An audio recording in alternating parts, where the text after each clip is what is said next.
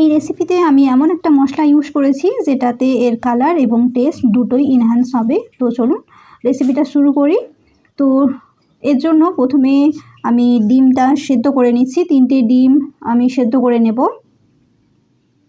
এবং তার সাথে সাথে এই সবজিগুলো হালকা সেদ্ধ করে নিচ্ছি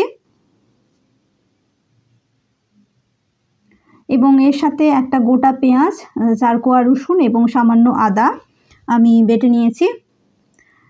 লঙ্কা গুঁড়ো, হলুদ গুঁড়ো, ধনে গুঁড়ো, জিরে গুঁড়ো, কাশ্মীরি লঙ্কা গুঁড়ো, চিনি, নুন, 5 ফোড়ন এবং কাশ্মীরি লঙ্কার গুঁড়ো আমি মশলা হিসেবে নিয়েছি। এবার তেলে আমি নুন, হলুদ, লঙ্কা দিয়ে ডিমটা ভেজে নিচ্ছি।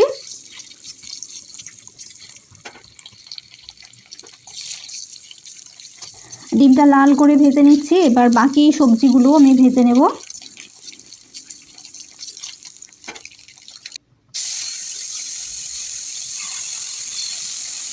ব্রকলিটা বেশি ভাজা যাবে না, তাহলে এটা কালো হয়ে যাবে।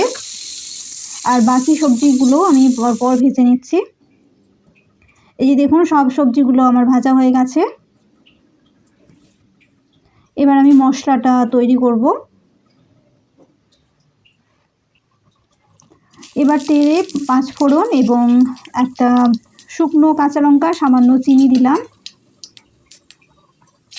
এতে আদা, রসুন এবং পেঁয়াজ বাটাটা দিয়ে নিচ্ছি।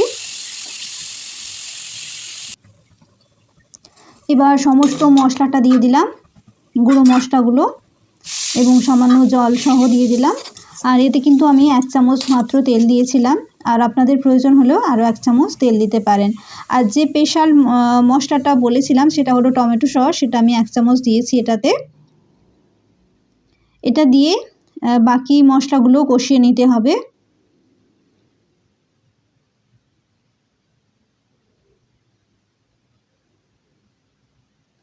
এবং এতে আমি 1 বাটি থেকে 2 বাটির মতো গরম জল দিয়ে নিলাম। এবারে ঝোলটা ফুটে উঠলে ঘন ঘন অবস্থাতে এটা কিন্তু নামিয়ে নিয়েছি। এবার নামিয়ে নিয়ে এটা আমি পরিবেশন করব ভাতের সাথে। আপনারা রুটির সাথেও কিন্তু এটা পরিবেশন করতে পারেন।